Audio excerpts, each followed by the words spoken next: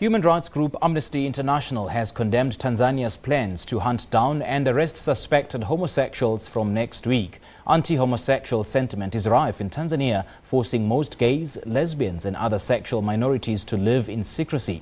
Under British colonial-era laws, homosexuality is illegal in Tanzania, with same-sex acts between men punishable by a maximum life sentence. We are joined now via Skype from Nairobi in Kenya by Seif Magango, who is the Amnesty International's Deputy Director for East Africa, the Horn and the Great Lakes. A very good evening to you, Mr. Magango. Thank you so much for joining us.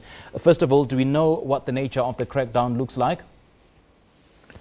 Well, what we know is what has been threatened, what the government official who's considered really close to the president has said. He has ordered a roundup of all LGBTI people and given his personal phone number for anyone who knows anybody who is an LGBTI to be reported, so that then the police can round them up starting Monday. All right, let's talk about the law that prohibits the same-sex relations in Tanzania. The law is just like any other law in many Commonwealth countries, a legacy of colonial times, British colonial rule, which forbids sodomy, which is basically saying, you know, men who have sex with men, so that is what it says. It doesn't really go into any more detail than that. And we do understand that some gay people have already been arrested and are in custody. Do you know for sure how many of those people and if they will be prosecuted? Well, that's right. As we speak now, nobody should really sleep easy, because clearly many people in Tanzania who have done nothing wrong are having a sleepless night tonight, and even before that, worried about somebody knocking on their door and taking them to a police station. We're asking what number of people who are gay have been arrested. We have to go back to the question is, how do you tell someone is gay? And really, how are they telling that someone is gay, and how are they going to go arresting? The thing is that this is really, at the end of it, is pretty much a state-sponsored witch hunt that must be abandoned and should not happen. Do we know how many are rotting in jail as we speak? No, you see, this thing hasn't happened yet. What the regional administrator of the capital, of the commercial capital, Dar es Salaam, said was, he said there's going to be a task force formed to hunt them down and arrest them. So he said it's going to start from Monday. As far as we know, that it hasn't happened yet. All people who are at risk of being arrested, at least many of them are in hiding now, trying to find a safe space to avoid arrest. I mean, homosexual behavior tramples on the moral values of Tanzanians. Have the authorities been alerted of this infringement? Well, we need to talk about legal issues rather than moral issues. The issue, who decides really, if somebody were to say that we go arresting people because what they do appears to some people to be trampling their morality, who gauges morality? And you and I could be picked up for maybe looking at someone a certain way. The question here is, people who are suspected of being LGBTI, suspected actually underlined, nobody has any confirmation that any of these people that they are trying to round up and put in prison are gay. And even if they knew it, you don't go arresting someone who has not committed the crime, who hasn't hurt anyone. So it is really a travesty that the state or anyone representing the state would make such inflammatory remarks and incite people against one another, incite hatred, because practically this is what it is. There is no crime that has been committed. No one has reported to police that anyone has harmed them. And people are just standing by the roadside and making roadside declarations that are leading to a state of fear across the country. People worried. And really, we need to see this in a wider context.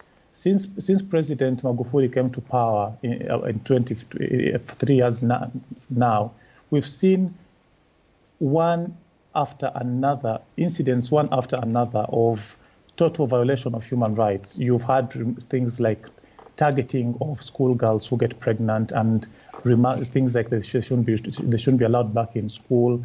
We've seen civil society representing not only LGBTI people, but the media and other people being arrested for no offense at all. So this is something that should be looked at in the broader context of a climate of fear and dehumanization of entire sections of Tanzanian society.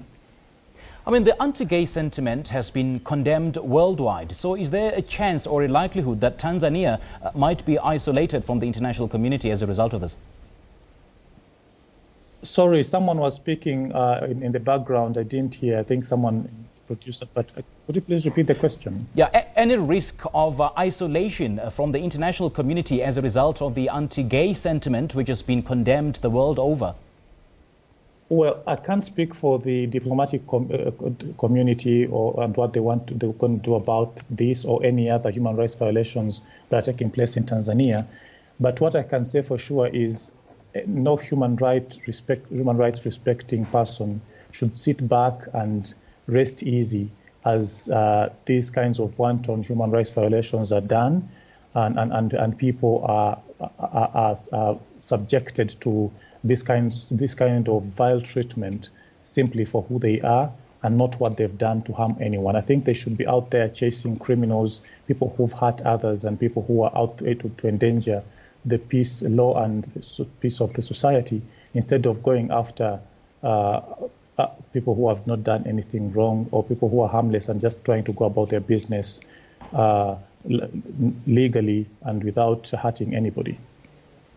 Which areas in Africa where we see a high rate of the anti-gay sentiment, perhaps in the East African region or on the African continent as a whole?